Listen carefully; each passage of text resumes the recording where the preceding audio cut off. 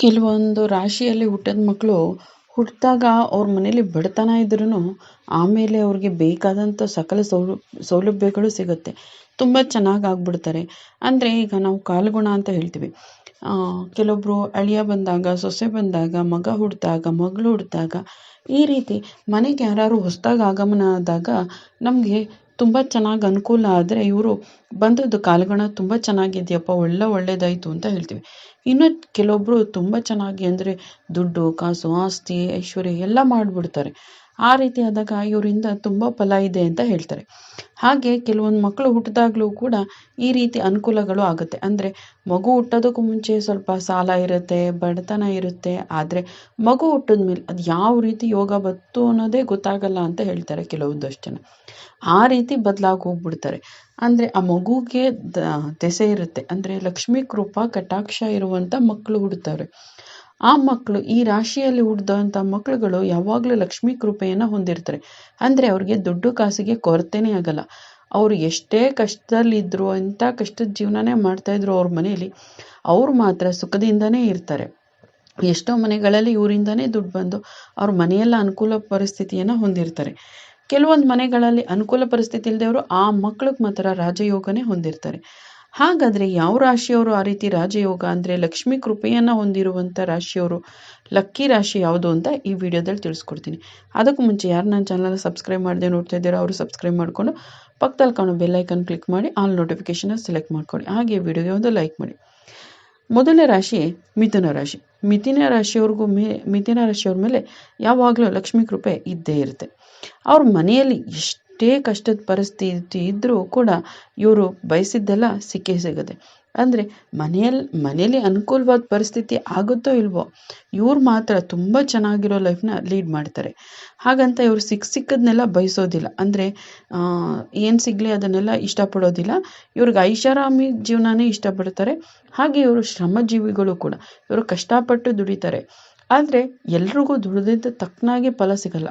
ಇವ್ರಿಗೆ ದುಡಿದಿದ್ದಕ್ಕಿಂತ ದುಪ್ಪಟ್ಟು ಫಲ ಸಿಗುತ್ತೆ.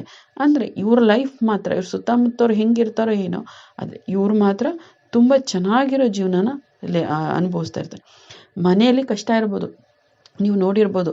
ಕೆಲವೊಬ್ಬರು ಮನೆಯಲ್ಲಿ ಕಷ್ಟಪಡ್ತಾ ಇದ್ರು ಮಗ ಅಥವಾ ಮಗಳನ್ನ ಮಾತ್ರ ಒಂದು ಚೂರು ನೋವು ಮಾಡ್ದೇನೆ, ಅವ್ರಿಗೆ ಕಷ್ಟ ಅನ್ನೋದನ್ನೇ ತಿಳಿದೇನೆ ಬೆಳೆಸ್ತಾ ಇರ್ತಾರೆ. ತುಂಬ ಕಡು ಬಡತನ ಇದ್ರೂ ಕೂಡ ಅವ್ರಿಗೆ ಕಷ್ಟ ಅನ್ನೋದನ್ನೇ ತೋರಿಸಲ್ಲ. ಆ ರೀತಿ ಇರ್ತಾರೆ. ಅವ್ರು ಇರೋದ್ರಲ್ಲೇ ಅವ್ರಿಗೆ ತುಂಬ ಚೆನ್ನಾಗಿ ನೋಡ್ಕೋತಾ ಇರ್ತಾರೆ. ಅವ್ರು ಮಾತ್ರ ಕಷ್ಟ ಅನುಭವಿಸ್ಕೊಂಡು. ಆ ಥರ ಈ ಮಿಥುನ ರಾಶಿಯವರು ಅನುಭವಿಸ್ತಾ ಇರ್ತಾರೆ.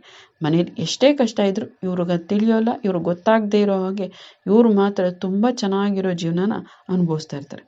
ಇನ್ನು ನೆಕ್ಸ್ಟು ಸಿಂಹರಾಶಿ ಯಾವಾಗಲೂ ಇವ್ರ ಪ್ರಕಾರ ನಾವೇ ಯಾವಾಗಲೂ ಮುಂದಿರಬೇಕು, ನಾವು ಚೆನ್ನಾಗಿರಬೇಕು ಅಂತ ಬಯಸುವಂಥ ರಾಶಿ. ಆಮೇಲೆ ಯಾವಾಗಲೂ ಇವ್ರಿಗೆ ನಾಯಕತ್ವ ಗುಣ ಅನ್ನೋದು ಬೈ ಬರ್ತ್ ಬಂದಿರುತ್ತೆ. ಅಂದರೆ ಹುಟ್ಟಿದಾಗಲೇ ಬಂದ್ಬಿಟ್ಟಿರುತ್ತೆ. ಯಾವುದನ್ನೇ ಆದ್ರೂ ನಾನು ಲೀಡ್ ಮಾಡ್ತೀನಿ, ನಾನು ನೋಡ್ಕೋತೀನಿ, ನಾನು ಎಲ್ಲದನ್ನು ಮೇಂಟೈನ್ ಮಾಡ್ತೀನಿ ಅನ್ನುವಂಥ ಸ್ವಭಾವ ಇವ್ರದ್ದಾಗಿರುತ್ತೆ. ಇವರು ಕೂಡ ಶ್ರಮಜೀವಿಗಳೇ.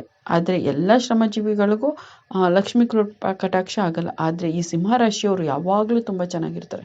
ಹಾಗೆ ತಮ್ಮ ಸುತ್ತಮುತ್ತಲಿರೋರ್ನೂ ಕೂಡ ತುಂಬ ಚೆನ್ನಾಗಿ ನೋಡ್ಕೋಬೇಕು ಅಂತ ಬಯಸ್ತಾರೆ. ಇವರು ಎಷ್ಟು ಚೆನ್ನಾಗಿರ್ತಾರೋ ಅವ್ರ ಸುತ್ತಮುತ್ತಲವ್ರನ್ನೂ ಕೂಡ ಅದೇ ರೀತಿ ನೋಡ್ಕೋತಾರೆ, ಅಷ್ಟೇ ಚೆನ್ನಾಗಿ ನೋಡ್ಕೋತಾರೆ. ಅವ್ರಿಗೂ ಕೂಡ ತುಂಬ ಚೆನ್ನಾಗಿ ಎಲ್ಲ ರೀತಿ ಅನುಕೂಲಗಳನ್ನೂ ಕೂಡ ಮಾಡ್ತಾರೆ. ಇನ್ನು ನೆಕ್ಸ್ಟು ತುಲಾರಾಶಿಯವ್ರಿಗೂ ಕೂಡ ಶುಕ್ರನ ಕೃಪೆ ಹೆಚ್ಚು. ಹಾಗಾಗಿ ಲಕ್ಷ್ಮೀ ಕೃಪೆನೂ ಇರುತ್ತೆ. ಶುಕ್ರ ಅಂದರೆ ಲಕ್ಷ್ಮಿ ಇದ್ದಂಗೆ. ಹಾಗಾಗಿ ಇವ್ರಿಗೆ ತುಂಬ ಚೆನ್ನಾಗಿರುತ್ತೆ. ಜೊತೆಗೆ ಇವ್ರಿಗೆ ಮಂಗಳನ ಪ್ರಭಾವವೂ ಕೂಡ ಚೆನ್ನಾಗಿರುತ್ತೆ. ಹಾಗಾಗಿ ಇವ್ರಿಗೆ ಐಷಾರಾಮಿ ಜೀವನ ಅಂದರೆ ತುಂಬ ಇಷ್ಟ ಇರುತ್ತೆ. ಇವ್ರು ಪರ್ಸ್ನಲಿ ದುಡ್ಡು ಇರಲಿ ಇಲ್ಲದೆ ಇರಲಿ, ಆದರೆ ಇವ್ರು ಮಾತ್ರ ತುಂಬ ಚೆನ್ನಾಗಿರೋ ಲೈಫ್ನೇ ಲೀಡ್ ಮಾಡೋದು. ಅಂದರೆ ಇವ್ರಿಗೂ ಎಲ್ಲ ಸಂಪತ್ತು ಸೌಕರ್ಯ ಎಲ್ಲ ಸಿಗುತ್ತೆ. ದುಡ್ಡು ಇಲ್ಲದೆ ಹೋದರೂ ಕೋಟಿ ಮಾತಾಡ್ತಾರೆ, ಪರ್ಸಲ್ಲಿ ₹1 ಇಲ್ಲದೆ ಹೋದರೂ ಕೋಟಿ ಮಾತಾಡ್ತಾರೆ ಅಂತ ಹೇಳ್ತಾರೆ. ಹಾಗೆ ಇವ್ರ ಪರ್ಸಲ್ಲಿ ₹1 ಇಲ್ಲದೆ ಹೋದರೂ ಎಲ್ಲ ಸಕಲ ಸೌಭಾಗ್ಯಗಳನ್ನು ಅನುಭವಿಸುವಂಥ ರಾಶಿಯವರು. ಅಂದರೆ ಎಲ್ಲದನ್ನು ಅದು ಹೇಗೋ ಅವ್ರಿಗೆ ಎಲ್ಲ ಒಲಿದು ಬರುತ್ತೆ. ಆ ಟೈಮಿಗೆ ದುಡ್ಡು ಬರ್ಬೋದು, ಅಥವಾ ಯಾರು ಸಿಕ್ಕಿ ಅವ್ರಿಗೆ ಎಲ್ಲ ರೀತಿ ಏನೋ ಊಟ ಮಾಡೋಕ್ಕೆ ದುಡ್ಡಿಲ್ಲ ಅವ್ರ ಹತ್ರ, ಯಾರೋ ಫ್ರೆಂಡ್ ಸಿಗ್ತಾನೆ, ನಡಿಯೋ ಊಟ ಮಾಡ್ಕೊಂಬರೋಣ ಅಂತ ಹೋಗ್ತಾನೆ. ಅಲ್ಲಿ ಚೆನ್ನಾಗಿರೋ ಒಳ್ಳೆ ಮೃಷ್ಟಾನ್ನ ಭೋಜನನೇ ಕೊಡಿಸ್ತಾನೆ. ಯಾವುದೋ ಊರಿಗೆ ಹೋಗ್ಬೇಕು ಅನ್ಕೋತಾರೆ, ದುಡ್ಡಿರಲ್ಲ, ಇನ್ಯಾರೋ ನೆಂಟರು ಬರ್ತಾರೆ, ಬಾರೋ ಹೋಗಿದ್ದು ಬರೋಣ, ನಾನು ಹಾಕೋತೀನಿ ಬಾರೋ, ನಾನು ಕೊಡಿಸ್ತೀನಿ ಬಾರೋ ಅಂದ್ಬಿಟ್ಟು ಕರ್ಕೊಂಡು ಹೋಗ್ತಾರೆ. ಆ ಥರ ಸ್ವಭಾವ ಇವ್ರದ್ದಿರುತ್ತೆ. ಇನ್ನು ನೆಕ್ಸ್ಟು ಧನುರಾಶಿಯವರು ತುಂಬ ಜಾಣರು ಅಂತ ಹೇಳ್ತಾರೆ.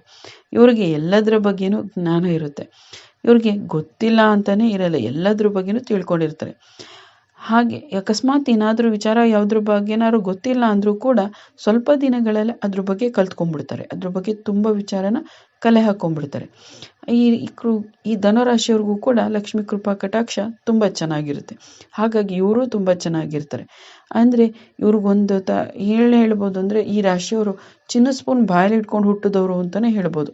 ಅಂದರೆ ಈ ರಾಶಿಯವರು ಯಾವಾಗಲೂ ಚೆನ್ನಾಗಿ ಅನುಕೂಲವಾಗಿರುವಂಥ ಮನೇಲೇ ಹುಟ್ಟುತ್ತಾರೆ. ಆದಷ್ಟು ಅಕಸ್ಮಾತ್ ಹುಟ್ಟಿಲ್ಲ ಅಂದರೂ ಅವ್ರು ಹುಟ್ಟಿದ ಮೇಲೆ ತುಂಬ ಚೆನ್ನಾಗಿ ಅವ್ರ ಮನೆ ಅನುಕೂಲವಾಗುತ್ತೆ. ಈ ವಿಡಿಯೋದಲ್ಲಿ ನಾನು ಯಾವ ರಾಶಿಯವರು ತುಂಬ ಚೆನ್ನಾಗಿರ್ತಾರೆ ಅಂದರೆ ಲಕ್ಷ್ಮೀ ಕೃಪಾಕಟಾಕ್ಷ ಯಾರಿಗಾಗತ್ತೆ ಅಂತ ತಿಳಿಸ್ಕೊಟ್ಟಿದ್ದೀನಿ. ಅಂದರೆ ಮನೇಲಿ ತುಂಬ ಬಡತನ ಇದ್ರೂ ಕೂಡ ಕೆಲವೊಬ್ಬರು ಮತ್ತು ಐಷಾರಾಮಿ ಜೀವನ ಅನುಭವಿಸ್ತಾ ಇರ್ತಾರೆ. ಅಂಥವ್ರು ಯಾವ ರಾಶಿಯವರು ಮತ್ತು ಚಿನ್ನ ಸ್ಪೂನ್ ಬಾಯಲ್ಲಿ ಇಟ್ಕೊಂಡು ಹುಟ್ಟುವಂಥವ್ರು ಯಾವ ರಾಶಿಯವರು ಅಂತ ಈ ವಿಡಿಯೋದಲ್ಲಿ ತಿಳಿಸ್ಕೊಟ್ಟಿದ್ದೀನಿ. ಈ ವಿಡಿಯೋ ಇಷ್ಟ ಆಯಿತು ಅಂದರೆ ಲೈಕ್ ಮಾಡಿ, ಹಾಗೆ ನಿಮ್ಮ ಅನಿಸಿಕೆ ಅಭಿಪ್ರಾಯನ ಕಮೆಂಟ್ ಮುಖಾಂತರ ತಿಳಿಸಿ. ನಿಮ್ಮದು ಇದೇ ರಾಶಿ ಆದರೆ ನಿಮ್ಮ ಅನಿಸಿಕೆ ಅಭಿಪ್ರಾಯನ ಕಮೆಂಟ್ ಮುಖಾಂತರ ತಿಳಿಸಿ. ಜೊತೆಗೆ ನಿಮ್ಮ ಫ್ರೆಂಡ್ಸ್ ಆ್ಯಂಡ್ ರಿಲೇಟಿವ್ಸ್ಗೂ ಕೂಡ ಶೇರ್ ಮಾಡಿ. ಹಾಗೆ ನನ್ನ ಚಾನಲಲ್ಲಿ ಇನ್ನೂ ಹಲವು ವಿಡಿಯೋಗಳಿದೆ, ಅದನ್ನು ಕೂಡ ನೋಡಿ ನಮ್ಮನ್ನು ಪ್ರೋತ್ಸಾಹಿಸಿ. ಕೇಳಿದ್ದಕ್ಕಾಗಿ ಧನ್ಯವಾದಗಳು. ಮುಂದಿನ ವಿಡಿಯೋದಲ್ಲಿ ಸಿಗೋಣ.